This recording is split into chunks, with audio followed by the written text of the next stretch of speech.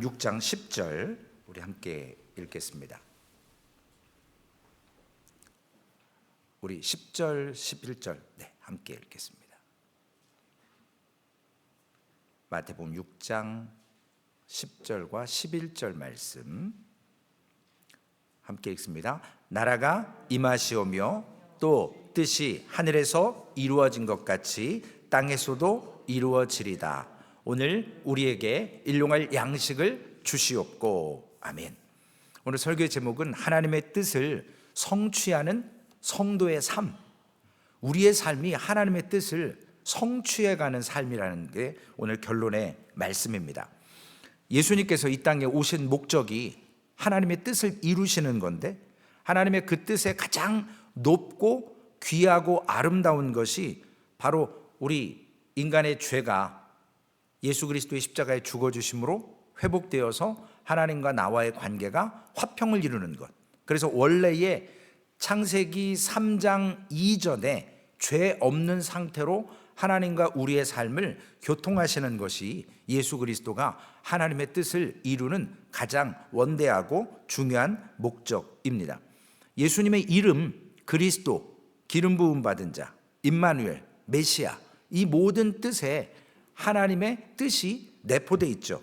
예수 그리스도 이름 자체가 구원과 연결되어 있고, 그리스도도 마찬가지고 임마누엘도 마찬가지입니다. 그리고 메시아, 그분이 바로 유일한 하나님의 뜻을 이루는 대안이라는 것이죠. 그래서 대속의 죽음, 우리가 이제 부활절을 지나고 얼마 지나지 않았지만 하나님이심에도 불구하고 왜 인간의 몸으로 오셔야만 했는가? 연약한 죄인의 모습으로, 물론 죄는 없으시지만 바로 하나님과의 뜻을 이루는 밀접한 관계가 인간으로만 오셔야 합니다. 왜냐? 하나님은 죽을 수 없는 존재시거든요. 하나님은 죄를 지을 수 없는 존재고, 하나님은 이 죄의 진노를 받을 만한 이유가 없지만 인간의 몸으로 오셔야만, 우리와 똑같은 성종으로 오셔야만 그 뜻을 이룰 수 있기 때문에, 하나님의 뜻을 성취하기 때문에 사람의 몸으로 오셨습니다. 그래서 겟세마네 동산에서도 기도하시면서 예수님이 거의 마지막 기도와 같이 누가복음 22장 42절에 아버지여, 만일 아버지의 뜻이거든 이 잔을 내게서 옮기시옵소서. 그러나 내 원대로 마옵시고 아버지의 원대로 되기를 원하나이다. 내 원은 안 받는 거죠. 그러나 아버지의 원은 반드시 받아야만 된다라는 것이죠. 왜냐? 그 잔은 예수님의 십자가의 죽으심을 의미하는 거고, 우리가 부활절 때도 말씀을 드렸지만 그 잔 안에는 우리가 받아야 될 하나님의 진노, 죄에 대한 대가, 죽음, 사망, 그것이 담겨져 있는데, 세베대의 두 아들이었던 야고보와 요한의 어머니죠. 세베대의 아내. 마태복음 20장 22절에 부탁을 하지 않습니까? 주님, 주님의 나라에 내 큰아들 작은아들 오른쪽 왼쪽에 앉게 해달라고. 그때 예수님이 이렇게 말씀하시는 거죠. 너희는 너희가 구하는 것을 알지 못하는도다. 내가 마시려는 잔을 너희가 마실 수 있느냐? 그들이 말하되 할 수 있나이다. 이건 인간이 도저히 할 수 없는 거거든요. 어느 누구도 할 수 없습니다. 우리가 아무리 하나님의 구속의 은혜로 회개한다 할지라도 저 잔은 예수 그리스도만, 하나님이 인간의 몸으로, 죄 없는 몸으로 오셔서야 받아낼 수 있는 유일한 잔이라는 겁니다. 그런데 사람이 그걸 받겠다고 하니까 예수님은 참 어이가 없는 거죠. 그러므로 통해서 예수 그리스도께서 처음에 이 땅에 오신 목적도 죽기 위해서 오시는 거예요. 병 고치기 위해서 오신 거 아닙니다. 가난한 자, 연약한 자 도우러 오신 거 아니에요. 그건 다 부수적인 일들입니다. 병 고치는 거, 오병이어 기적 일으키는 거. 그런데 사람들은 기적이기 때문에, 이 땅에서 이루어질 수 없는, 사람이 할 수 없는 일이기 때문에 그 먹고 마시는 것에 눈이 돌아갔고, 그래서 예수님을 추앙하기 시작했고, 로마의 압제에서 해방시킬 왕으로 생각을 했습니다. 예수님이 왕 되심과 이스라엘 백성들의 왕의 생각은 질적으로 달랐던 것입니다. 그런데 예수님이 죽으려 하는 그 의도와 목적, 그것은 사람의 몸으로 오셔야만 감당하실 수 있는 자격이 된다라는 것이죠. 그러면 왜 인간의 몸으로만 오셔야 되는지 성경은 세 가지 이유를 밝히 드러내고 있습니다. 먼저 요한복음 14장 9절에 보면 보이지 않는 하나님을 우리가 어떻게 알 수 있겠습니까? 근데 그 예수님이 인간의 몸으로 오셔서 하나님의 사랑을 몸으로 보여주셨습니다. 예수께서 이르시되 빌립아 내가 이렇게 오래 너희와 함께 있으되 내가 나를 알지 못하느냐? 나를 본 자는 아버지를 보았거늘 어찌하여 아버지를 보이라 하느냐? 우리는 하나님을 볼 수가 없습니다. 보면 죽어요. 죄가 있기 때문에. 하나님은 거룩하시기 때문에. 그러나 예수 그리스도를 통해서 오늘 고린도후서 4장 4절에도 그리스도는 누구라고요? 하나님의 형상이니라. 하나님을 보고 싶어 하지만 모세도 그렇게 하나님 보고 싶어 했잖아요. 그러나 앞모습은 못 보고 뒷모습만 봤습니다. 그 하나님과 친구처럼 지냈던 그 막역한 사이였던 모세도 하나님의 실체를 뒷모습만 볼 수밖에 없었습니다. 그러나 우리에게는 보면 죽지만 예수 그리스도를 통해서 우리는 말씀을 통해서 하나님이 누구신가를 예수 그리스도를 통해서 하나님의 사랑과 본의 모습을 볼 수 있었던 것입니다. 두 번째로 왜 인간의 몸으로 오셔야만 했는가? 히브리서 5장 8절의 말씀처럼 고난으로 순종을 배우시기 위해서 사람의 몸으로 오셨다라는 거죠. 군대에서 특전사라든지 특수임무를 맡은 요즘엔 HDI라고 해서 폭파공작원 이런 옛날에는 드러나지 않았지만 요즘엔 정보가 막 오픈이 돼가지고 김일성 목 따라가는 사람들 그런 특수부대의 사람들한테 예비군 훈련 받거나 세상에서 어떤 이런 일들 하는 건 우스운 일입니다. 왜냐? 레벨이 달라요. 어제 말씀드렸던 아마추어와 프로는 질적으로 다릅니다. 왜냐? 그들은 특수훈련을 받은 사람들이거든요. 마찬가지로 고난의 순종을 배우시기 위해서 예수님은 하나님이시만 인간의 몸으로 오셔야만 그 고난의 순종을 배울 수 있었다라는 것입니다. 마지막 세 번째로는 왜 인간으로 오셔야 되느냐? 하나님의 사랑을 몸소 보여주시기 위해서, 하나님의 형상으로 보여주시기 위해서 인간의 몸 예수님으로 오셨고, 또한 순종으로 고난을 배우시기 위해서 오셨습니다. 그리고 세 번째로는 우리의 죄를 대속하고 죽으시기 위해서는 하나님이 아니라 인간의 몸으로 인간의 육체를 취해야만 가능하다라는 것이죠. 우리와 똑같은 모습으로, 연약한 모습으로. 그래서 마태복음 20장 28절에 인자가 온 것은 섬김을 받으려 함이 아니라 도리어 섬기려 하고 자기 목숨을 많은 사람의 대속물로 주려 함이니라. 인간의 몸으로 오셔야만 고통도 받고 하나님의 사랑도 보여주실 수 있고 우리를 대속할 수 있는 거예요. 여러분, 우리 이에는 이, 눈에는 눈이잖아요. 한 대 맞으면 한 대 때려야 되잖아요. 우리 인간적인 생각으로. 그러나 내가 맞기 싫다고 자녀가 맞으라고 하는 부모는 있을 수가 없는 것처럼 똑같은 질량이나 똑같은 재질, 똑같은 것으로 갚아내야 되잖아요. 어떤 상대방의 물건을 보관하고 있다 잊어버리면 같은 금액으로, 같은 그 가치로 대속을 해야 됩니다. 마찬가지로 예수님께서도 이와 같은 인간의 몸으로 오셔야만 우리가 지어서 얻어낸 그 십자가의 죽음, 대속, 그걸 예수 그리스도는 성취해 내실 수 있는 것입니다. 결론적으로 말씀드리면 예수님의 십자가 죽음으로만 하나님의 뜻이 이루어지는 거예요. 겟세마네 동산에서 기도하셨을 때 피하고 싶어 하셨습니다. 할 수만 있거든 이 잔을 내게서 옮겨주십시오. 그런데 방법이 없는 걸 아셨기 때문에 그걸 끝까지 피할 수 없는 길, 유일한 길, 본인만이, 예수 그리스도만이 십자가에 달리셔야. 여러분, 예수님의 좌우편에 똑같이 십자가에 죽은 인간이 있었습니다. 두 인간이. 그러나 그들은 어느 누구의 대속에 제물되지 않았습니다.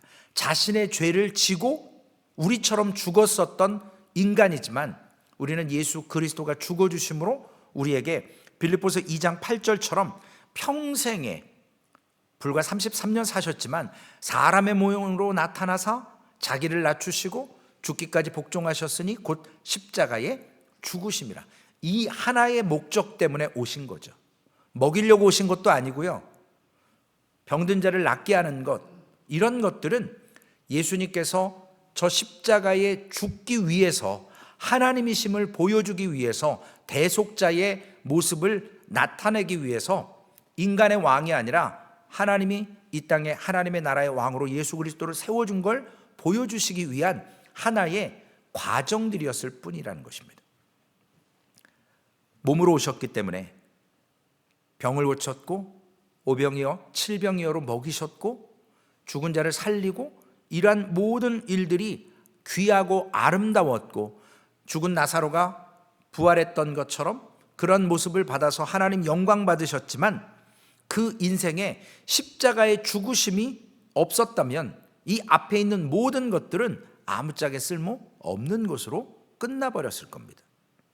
그럼에도 불구하고 예수님께서 이 십자가를 짊어지심으로 우리의 구원이 가능해졌다라는 거죠. 그분을 믿음으로 말미암아 그 뜻을 이루기 위해서는 오직 십자가의 죽으심, 그래서 그 죽으심을 위해서 사람으로 오셨고 사람의 모양으로 오셨고 자기를 낮추시고 죽기까지 복종하셨습니다.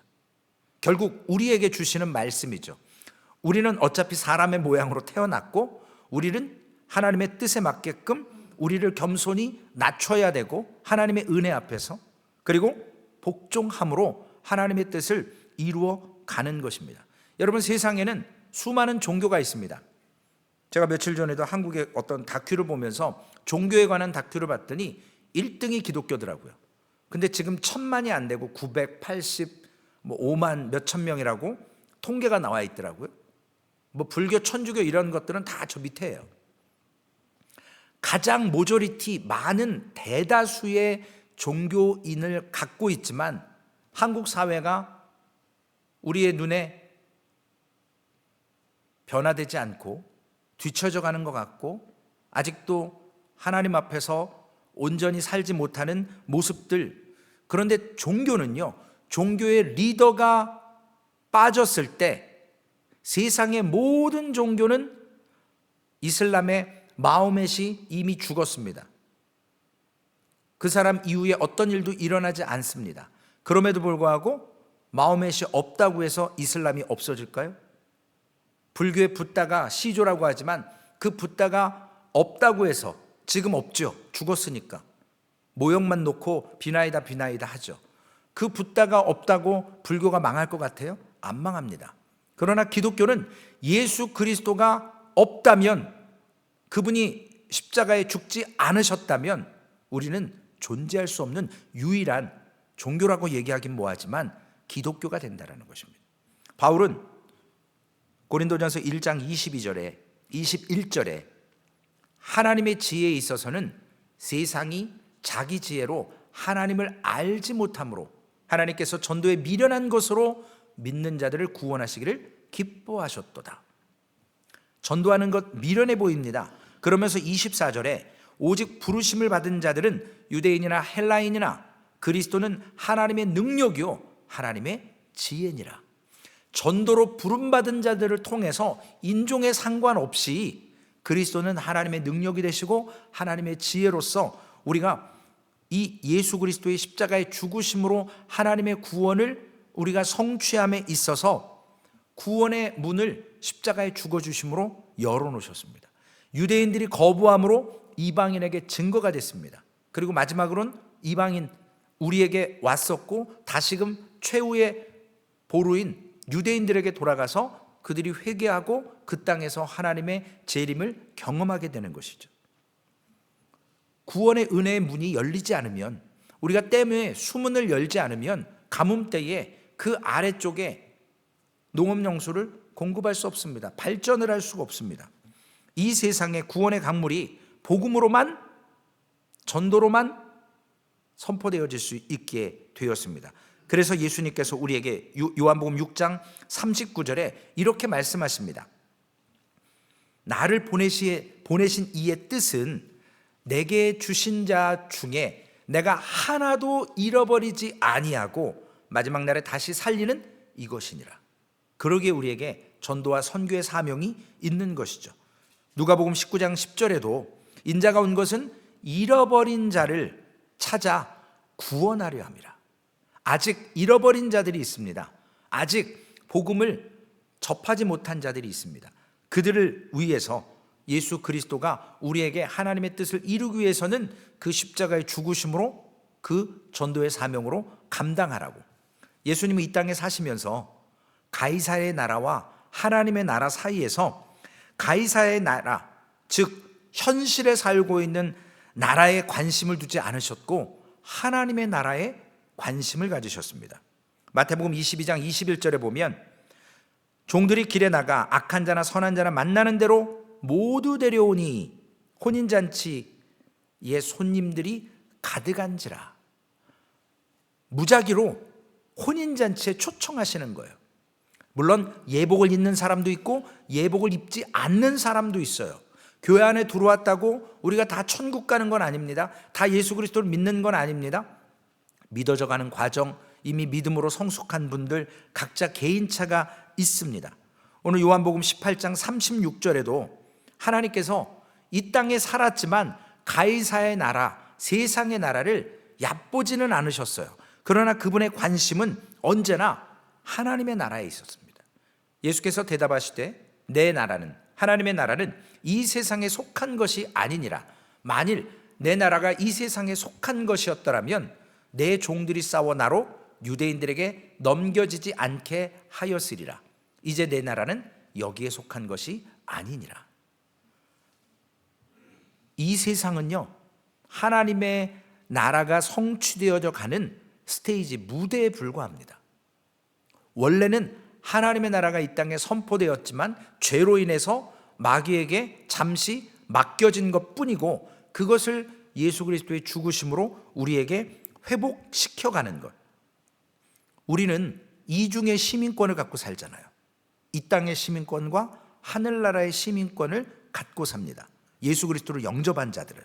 그래서 우리에게 맡겨진 것은 이 세상 나라에서도 할 의무가 있지만 영적으로 하나님의 나라의 사명을 감당하는 것. 그것은 조금 전에 말씀드린 것처럼 우리가 구원받은 것처럼 우리도 복음의 사명을 전도로서 선교로서 감당하는 것이고, 하나님은 세상의 번영보다 우리의 기대를 뒤로하고 사람들에게 하나님의 나라에 들어가는 길을 우리에게 보여주셨던 것처럼 우리도 그 삶을 살고 하나님을 아직 모르는 자들에게 우리의 삶을 통해서 오늘 설교의 제목같이 하나님의 뜻을 성취하는 성도의 삶을 삶으로 저들에게 보여주는 것입니다.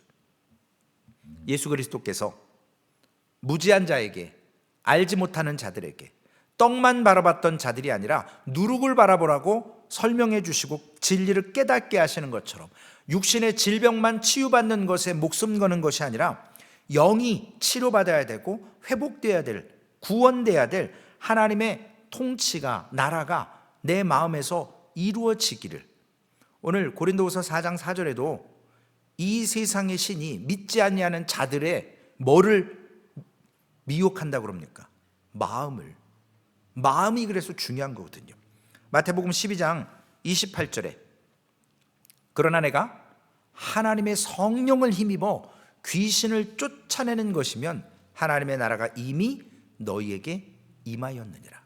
하나님의 나라는요, 눈에 보이는 것이 아니라 내 마음에서 이루어지는 겁니다. 내 마음에서 시작되어지는 겁니다. 유대인들이 갖고 있었던 잘못된 하나님의 나라에 대한 개념을 바꿔주시는 겁니다. 여러분, 하버드에서 세계 최고 대학이라고 얘기하는데 70년간 성인 발달 연구를 프로그램으로 돌렸어요. 70년을. 얼마나 방대한 자료겠어요? 한 800여 명을 추적을 했어요. 70년 동안. 태어나고 양육받고 성장해서 어떠한 삶을 살았는지. 그 하버드 졸업생을 포함해서 한 800명의 사람을 70년간 추적한 모습 가운데 여러 가지 데이터가 존재하는데 가장 이 프로그램이 관심 가졌던 게 뭐냐면 인간관계의 힘이라는 내용이에요. 도대체 사람과 사람과의 관계 속에서 어떠한 힘이 작용하는 자, 이 하버드를 졸업했고 800명이라고 하는 사람의 70년의 삶을 통해서 인간관계가 어떠한 능력을 발휘하는가, 그걸 추적했습니다. 결론은 이렇습니다. 행복하고 건강하게 나이 들어갈지를 결정하는 것은 지적인 뛰어남이나 계급이 아니라 사회적 인간 관계이다. 인생에서 가장 중요한 것은 바로 다른 사람들과의 관계라는 사실이다. 이게 70년 동안 연구한 결과래요. 결론. 이걸요 70년 연구했는데 성경은 단번에 해답을 제시하고 있죠. 뭐라고요? 인간이 맞닥뜨린 불행이나 궁극적인 원인은 죄로 말미암아 관계가 파괴된 거죠. 1차적으로 하나님과 우리의 관계가 파괴된 거죠. 2차적으로 사람과 사람이 이익을 위해서 수단과 방법을 가리지 않을 때 관계가 깨집니다. 그래서 예수 그리스도가 이 관계를 회복시키러 오신 거잖아요. 중보자로, 대속자로. 결론의 말씀입니다. 우리가 하나님의 뜻을 성취하기 위한 성도의 삶은 무엇일까요? 영어로는 이미, 그러나 아직, already not yet이에요. 하나님의 나라는 이미 예수님이 이 땅에 오심으로 2000년 전에 시작됐습니다. 그러나 아직 완성되지는 않았어요. 지금 완성되어져 가는 과정이죠. 예수님의 재림이 되면 그때 하나님의 나라가 완성됩니다. 이러한 때 우리는 성도로서 하나님께서 특별히 이 땅에 구별된 자로 세워놓으셨다라는 거죠. 세상의 풍조나 흐름에 역행하는 자들입니다. 휩쓸려 가지 않아요. 세상에 이게 좋다고 거기에 우르르 가지 않습니다. 왜냐? 이 땅에서의 잠시 삶을 통해서 하나님의 뜻이 뭔지를 예수 그리스도의 순종과 겸손을 통해서 쫓아갔던 삶처럼 온 인생을 그거에 바쳤던 것처럼 우리 역시도 우리의 정체성은 기도하며 하나님의 뜻이 무엇인가를 늘 분별하며 갈망하는 사람으로 믿음을 주셨다라는 겁니다. 여러분, 우리가 믿고 싶어서 믿었습니까? 하나님이 믿기로 작정되고, 물론 우리의 반응도 있었죠. 자유의지로. 그런데 하나님께서는 완전하지 않으니까, 능력이 없으니까 우리 사람을 통해서 하나님의 뜻을 이루시는 거 아니야? 라고 착각할 수도 있겠지만, 하나님은 우리 없이도 충분히 우리의 필요를 요구하지 않고도 하실 수는 있습니다. 그런데 안 되는 이유가 있죠. 어제도 말씀드렸지만 천국에서의 반란, 마귀 사탄의 하나님의 영광을 찬탈하려 할 때 하나님은 즉각적으로 추방시키셨어요. 그러나 이 땅에서는 우리가 창세기 3장에서 죄를 지었을 때 바로 심판하지 않으셨어요. 죽이지 않으셨습니다. 에덴 동산에서만 쫓겨나게 했어요. 생명나무를 먹지 못하도록. 왜냐하면 영원히 살면 문제가 심각해지니까요. 그래서 우리에게 에덴 동산에서 추방하면서 인류가 지속적인 지금까지의 모습을 갖게 되는데, 하나님은 우리를 이 땅의 대행자로 세워놓으셨기 때문에 하나님이 만약에 맡겨놓고 그걸 하나님이 꼭두가시처럼 이용해서, 그 수렴청정이라고 하죠. 어린 애기 왕 세워놓고 뒤에서 어머니가 할머니가 다 정치하잖아요. 그러면 이상한 나라 되는 거거든요.